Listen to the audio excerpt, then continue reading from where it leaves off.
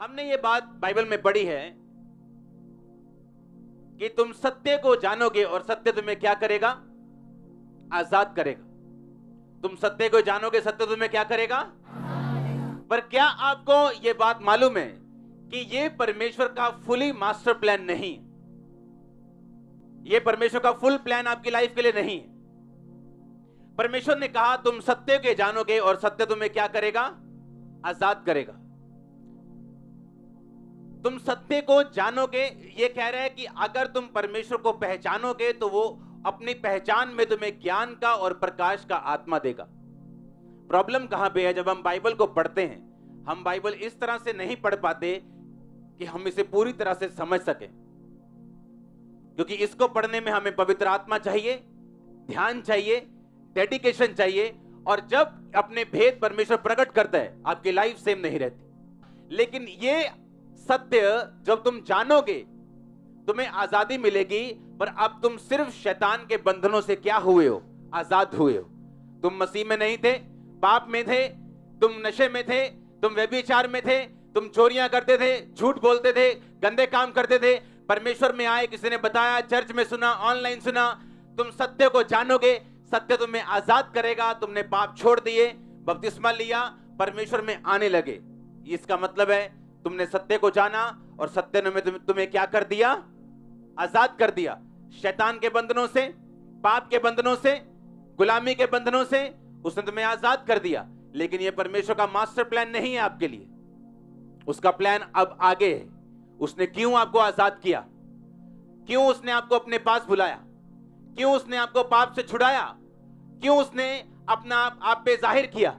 क्यों आपने वचन को सुना और पाप को छोड़ा, बपतिस्मा लिया और परमेश्वर को फॉलो करने लगे?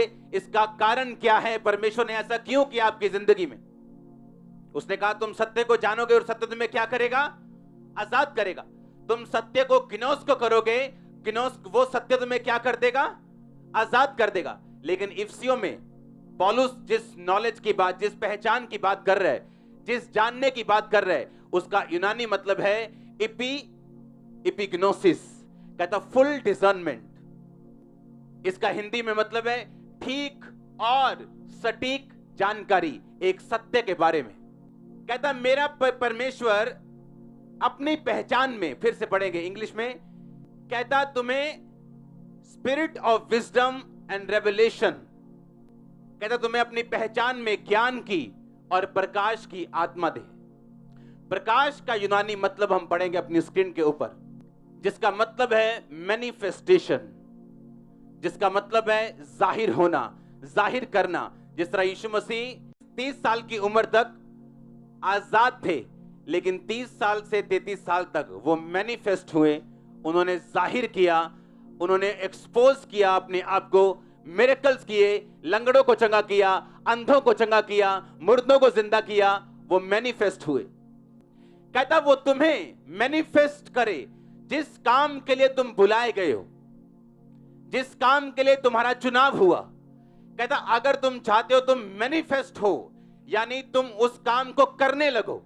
अगर तुम्हारा चुनाव एक सक्सेसफुल बिजनेसमैन के रूप में हुआ, अगर तुम चाहते हो कि तुम एक्सपोज हो, तुम बढ़ो, तुम ब्लेस हो और उस लेवल तक पहुंचो, कहता उसके लिए तुम्हें उसकी पहचान में क्या करना पड़ेगा? बढ़ना पड़ेगा। आप मेरी बात को समझ रहे कि नहीं? आप परमेश्वर में आए, एक व्यक्ति आज यहां बैठे है, पाप को छोड़ दिया, नशों को छोड़ दिया। अब परमेश्वर यह चाहता है कि वो एक अगुआ बने, एक पास्टर बने। एक व्यक्ति यहां बैठे है, उसने पाप को छोड़ दिया, अब आगे परमेश्वर यह चाहता है कि वो एक सक्सेसफुल बिजनेसमैन बने। पर परमेश्वर कहता कि गिनोस्को से, यानी सत्य के जानने से तुम आजाद तो हो सकते हो, लेकिन अगर तुम मुझ में बढ़ना चाहते हो, जिस तरह लोग कहते मैं आत्मा में कैसे बढ़ूं, जैसे लोग बोलते मैं बिजनेस में कैसे बढ़ूं, लोग बोलते मैं सेवकाई में कैसे बढ़ूं, कहता तुम्हें मेरी पहचान में, यानी अब अगले लेवल की नॉलेज में बढ़ना पड़ेगा। सत्य को जानोगे। सत्य क्या है? हमें मालूम हुआ यीशु मसीह परमेश्वर है, मालूम हुआ यीशु मसीह उद्धार करता है, मालूम हुआ ये पाप है, मालूम हुआ ये बपतिस्मा है, हमने ये बेसिक सारा कंप्लीट कर लिया। पर कहता अगर तुमने अपनी जिंदगी में एक बड़ी ब्लेसिंग चाहते हो, तो सिर्फ इतनी ही नॉलेज से तुम्हें वो ब्लेसिंग नहीं मिल सकती। कहता अब तुम्हें इपिग्नोसिस, अगले लेवल की नॉलेज में जाना पड़ेगा। यानी ठीक और सटीक जानकारी यीशु मसीह के बारे में तुम्हें प्राप्त करनी पड़ेगी। कैसे? वचन के बीच से जाके, कैसे? अपने अगुओं को फॉलो करके। बाइबल कहती है उन भविष्यद्वक्ताओं की जांच और पड़ताल करके तुम उनको फॉलो करते हो जब, तो बाइबल कहती है जैसे उन्होंने फल पाया तुम भी वैसे ही फल पाते हो। अब वो कह रहे हैं कि उसकी पहचान में तुम मैनिफेस्ट हो सकते हो। अगर तुम उसको इपिग्नोसिस कर लो, अगर तुम उसकी सही और सटीक जानकारी प्राप्त कर लो, तो तुम मैनिफेस्ट हो सकते हो, तुम जाहिर हो सकते हो। ये दुनिया पे आप जाहिर होने वाले हैं। आपका फाइनेंस जाहिर होने वाला है, आपकी स्पिरिचुअल लाइफ, आपके गिफ्ट्स, आपके वरदान, आपकी आत्मिक जिंदगी और आपका आमीन छोटे चर्च।